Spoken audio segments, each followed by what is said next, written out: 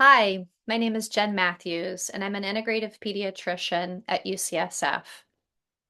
I'll be talking to you today about the impact of climate change on vulnerable populations, specifically talking about the experience of young people.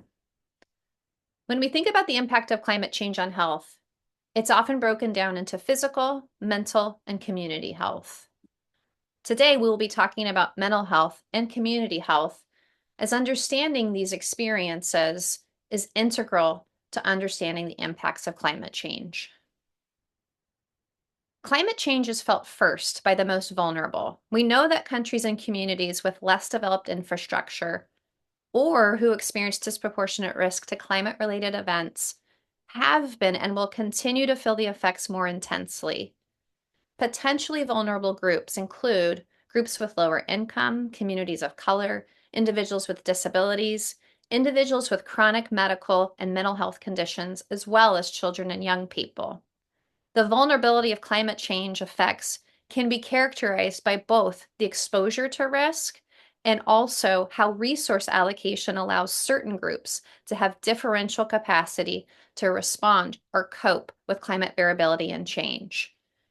We can think about the direct impact of climate change, including things like forced migration, displacement, injury, conflict, and wars, as well as indirect effects like watching climate-related events from afar.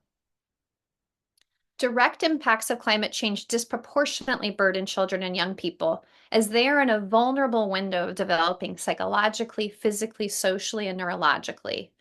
Children's bodies are developing physically, which can make them more vulnerable to climate-related hazards such as heat or air pollution. They are also developing emotionally as their brains continue to grow through adolescence and into young adulthood. Kids may be more sensitive to family stress, displacement, interruption in their social support system. They may have a decreased capacity for emotional regulation, behavioral problems, and suffer from impaired or lost learning opportunities. We know that kids that have repeated and sustained stressful early life events can be predisposed to long-term negative health effects. Youth are increasingly aware of the negative effects of climate change on the planet and human health, and this knowledge can often come with significant negative emotions, such as psychological distress, anger, or despair. Experiencing major negative emotions like worry, guilt, or hopelessness in anticipation of climate change has been identified and coined with the term eco-anxiety.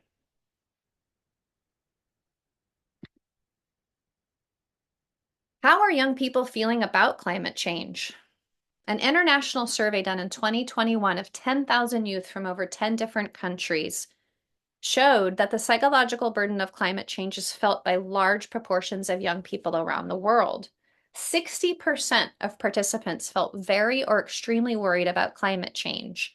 Youth from countries more directly impacted by climate change, for example, India or the Philippines, expressed more worry and it had a greater negative impact on their daily life functioning. Interestingly, climate anxiety and stress scores were correlated with perceived inadequate government response, and youth shared themes of betrayal. And yet, in the same study, 66% of young people identify as eco-optimists and eco-realists, and 16% shared they were taking direct action against climate change. It's unsurprising that youth who felt empowered to take action on their concerns or who observed climate change actions happening in their surroundings reported improved mental health outcomes. Many of you may be familiar with a landmark climate change lawsuit, Juliana versus the United States. This was filed in 2015 by a group of young people against the US government. They argued that the government's actions on climate change violated their constitutional right to life, liberty, and property. They claim that the government's policies on fossil fuels violate their right to a stable climate system under both the Fifth and Ninth Amendment, as well as the public trust doctrine. The case was dismissed in 2020, but the plaintiffs and the team continue to fight.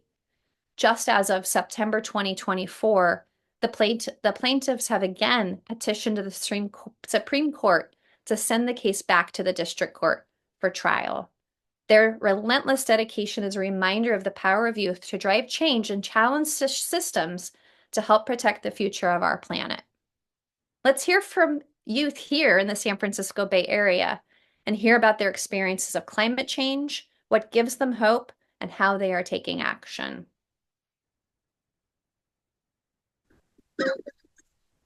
Hi, my name's Ella, and I'm in fourth grade. So Ella, how do you feel about climate change? What kind of feelings does that bring up for you when you think about it? It makes me feel sad that people are polluting, and the more we pollute, the less our environment is safe. How do you think that climate change affects different people or groups within our communities? I think it affects our communities because we're polluting and we only have one world. And if that world's gone, nobody can exist. So what gives you hope when you think about climate change? What gives me hope is that we could stop polluting and we could start helping our world. You think that's possible? No, but maybe. Thank you. I wasn't expecting you to say no. Maybe. But it's your truth, right? Okay. Maybe it's possible, but it's not possible yet. Hi, my name's Noah, and I'm in sixth grade. So Noah, how do you feel about climate change? What kind of feelings does that bring up for you? It makes me kind of upset that a lot of people aren't or some people aren't trying their best to help and make this a better place. That is kind of hopeless, but we're not. We clean up our campus, and we have different jobs. So there's compost duty, campus cleanup, and lunch sorting and stuff. Every year, I think every year, we do an eco sale to help support companies or organizations that are having a hard time, are struggling with what they're trying to do. And we raise enough money by selling eco scrubs and stuff. That's what you say. And cookies, brownies. Okay. So what gives you hope when you think about climate change?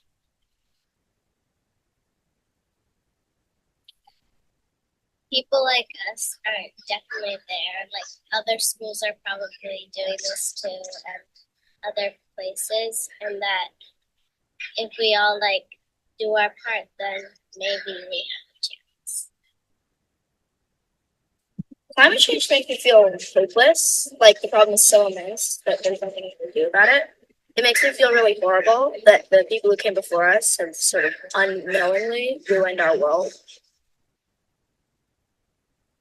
Every year, the Eco Llamas hosts a fundraiser at our yearly art show. We sell things like baked treats, homemade body scrubs, other stuff like that. And we donate the money that we raise to organizations that the club chooses. Some are helping educate female people, and others just help out. I think that those who have less access to the resources we need to survive will suffer due to the hardships that they will face to get basic needs like water, food, or shelter. What gives you hope when you think about climate change? It gives me hope to think about all of the young activists that are working together with each other and with the world to make a change in our environment. Thank you, Ella, Noah, and June. Thank you for sharing your truth, and thank you for being relentless advocates helping to shape a better future. So in summary, what can we do? Together, we can amplify climate education, We can foster intergenerational collaboration by really uplifting youth leadership and prioritizing environmental justice for those most affected. By supporting community-led efforts and improving access to mental health resources, we not only take action, but strengthen the resilience of our young people and of our communities. These will be made available, the resources will be made available for any of you that might be interested. And I thank you so much for your time and hope you enjoy the symposium.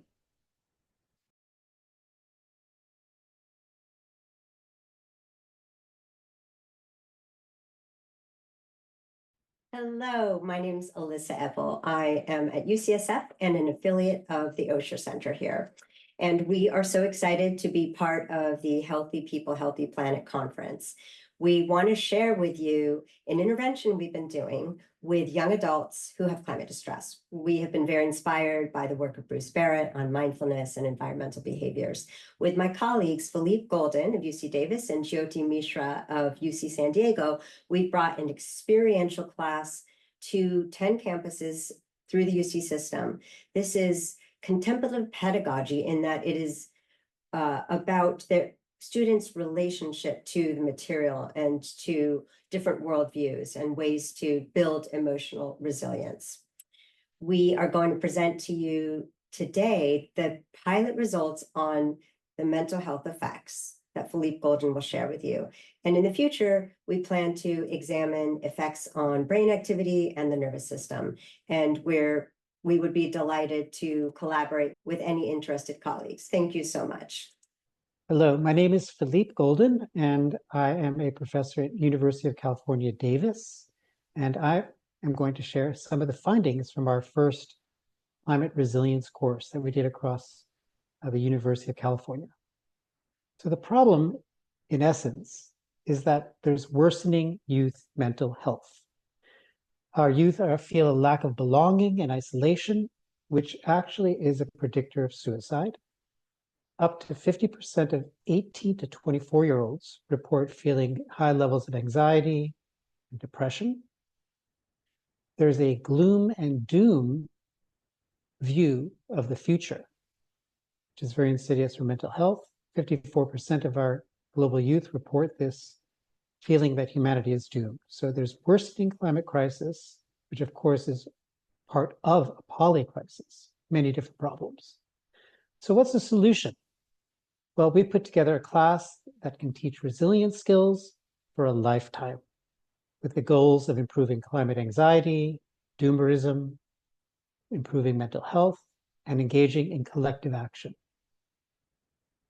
We put together a 10-week climate resilience course, and there are one lesson per week with in-person material, meditation practices, and content from thought leaders across the world. And what I want to highlight is that in the end of the course, class 9 and 10, students came together to report on a climate action group project. Again, trying to build this collective focused action. We conducted this initial study in the spring quarter of 2024, 190 students across 8 universities, 8 UC campuses. And what we did in person in the class was mindfulness meditation training, social connection exercises like dyadic listening, small group sharing, discussion of video lecture content and its relevance to each person's life. And we also did, importantly, nature immersion, essentially weekly nature meditation practices and a one-day nature embedded meditation retreat. So this was the structure of each of the first 8 classes.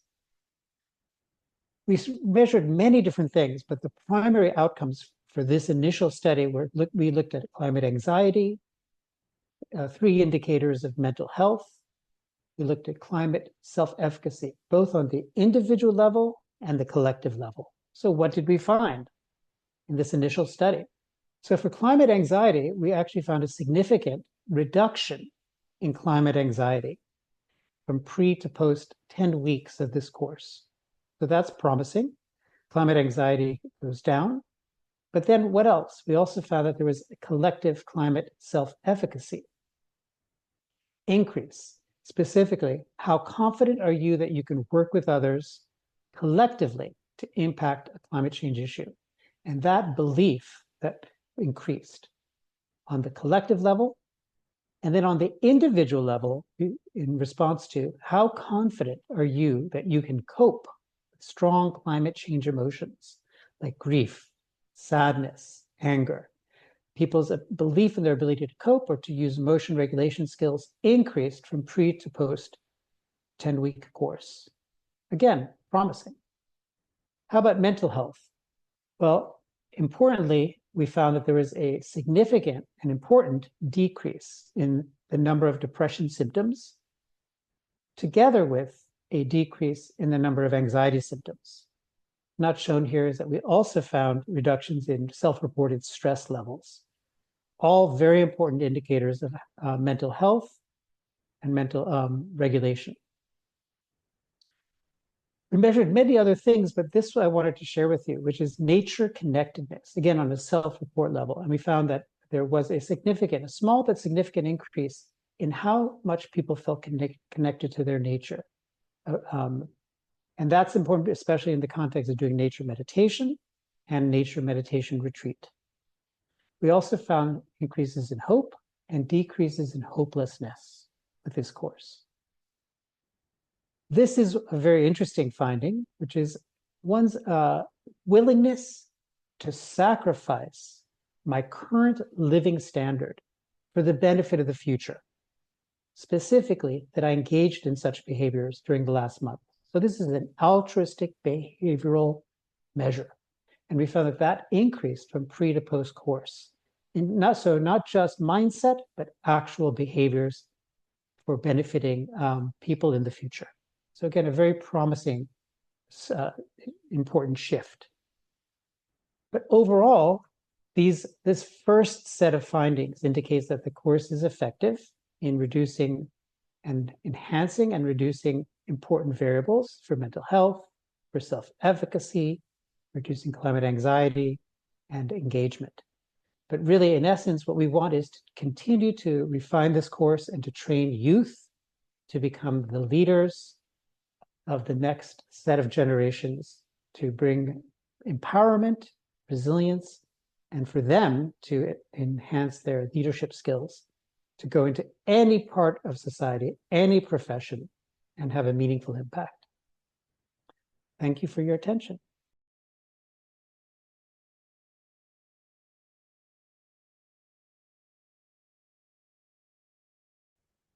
My name is Christine Vatovec.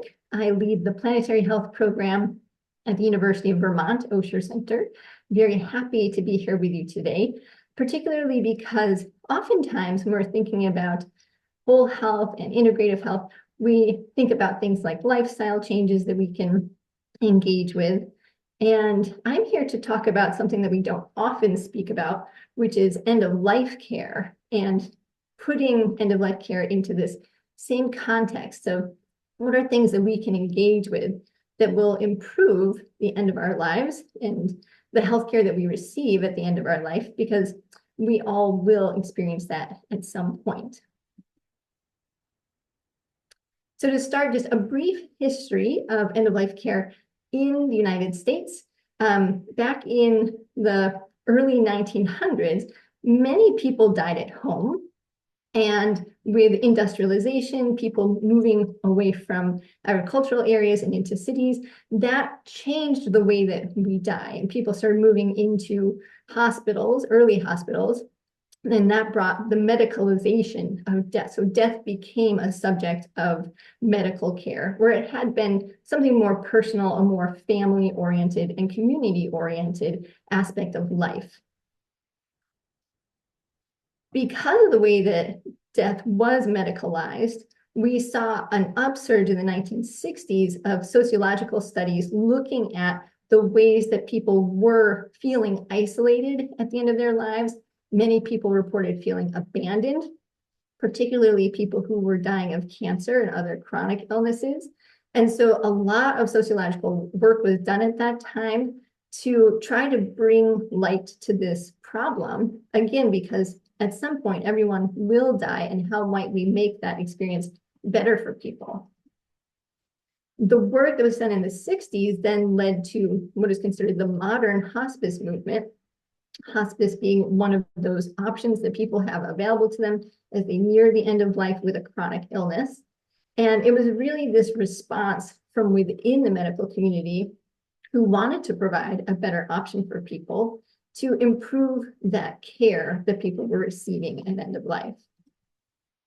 In the 1990s and early 2000s, the Institute of Medicine here in the United States started thinking about how can we be playing a role as the medical community to make sure that we are actually offering a better option for people without just focusing on what they were calling futile treatments, things that were being offered to patients that weren't going to help their quality of life at all, but might extend life in a brief amount of time, but would probably lead to pain and other negative outcomes. So really this big report concluded that we were spending a lot of money, a lot of resources on end of life, and it was not changing the outcome. People were not having a good death in the ways that people were speaking back then. So in light of that, we saw continuing change up until 2006 when palliative care, which is a subspecialty within medicine, really started focusing on providing psychological, emotional, and spiritual support to patients who are experiencing serious illness, not just people who are at end of life particularly, but really focusing on what is the person's interest in their own quality of life as they are experiencing terminal illness and other types of life-limiting illness. So we have accomplished a lot based upon the changes that have been made in bringing palliative care into the mainstream, and hospice being one of those main options that are available to people specifically at end of life. But we still have a long way to go. What this graphic shows us is very recent 2022 information about the cost of end of life care.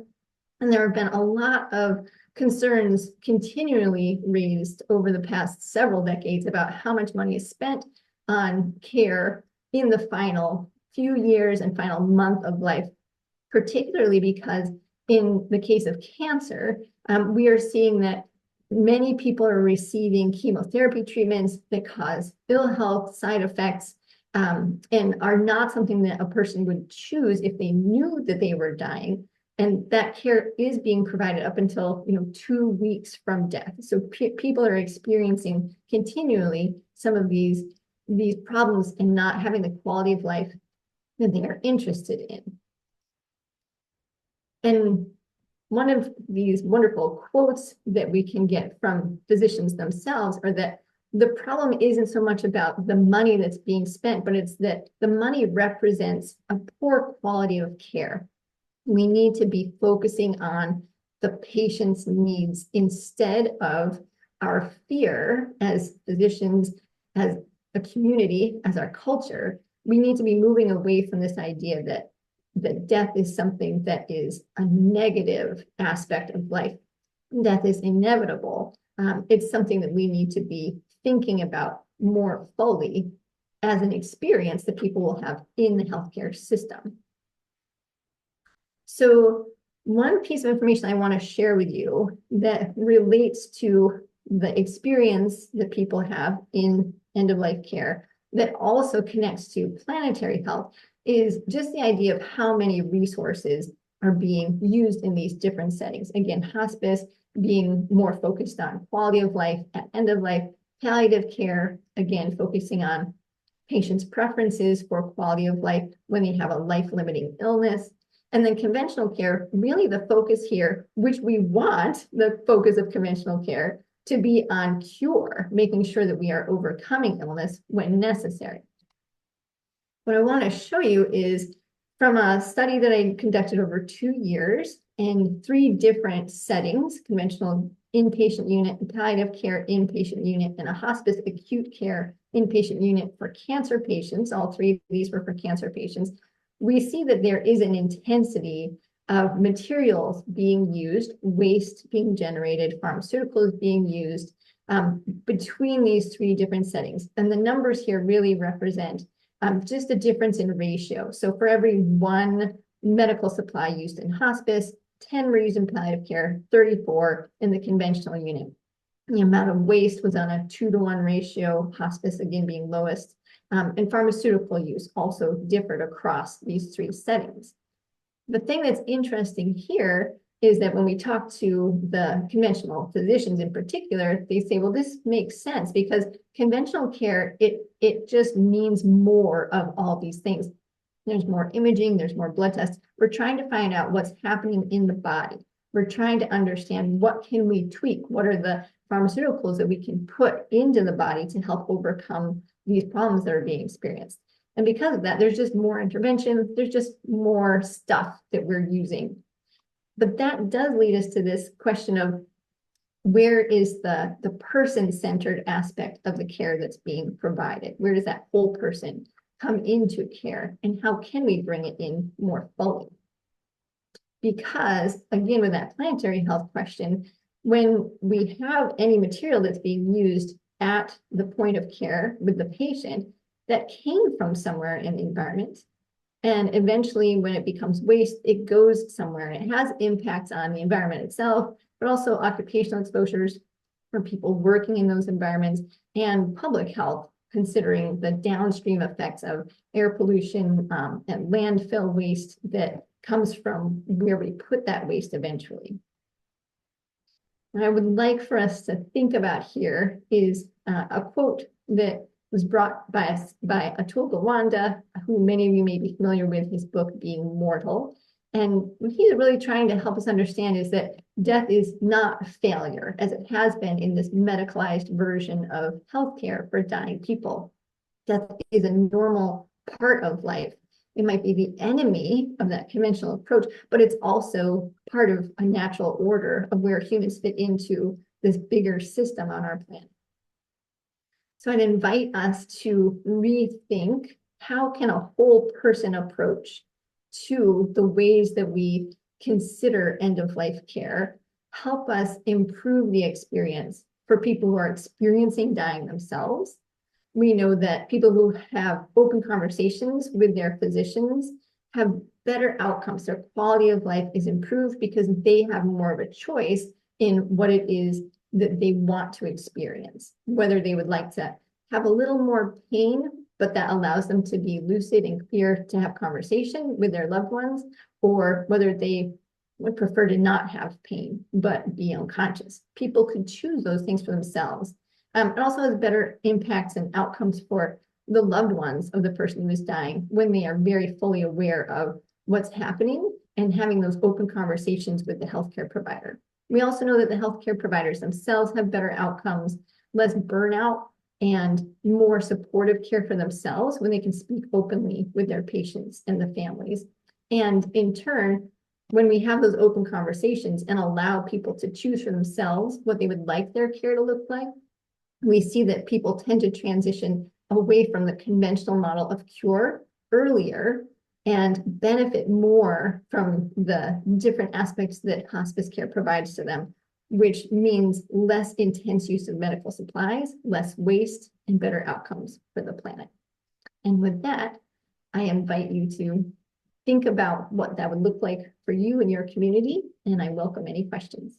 Thank you.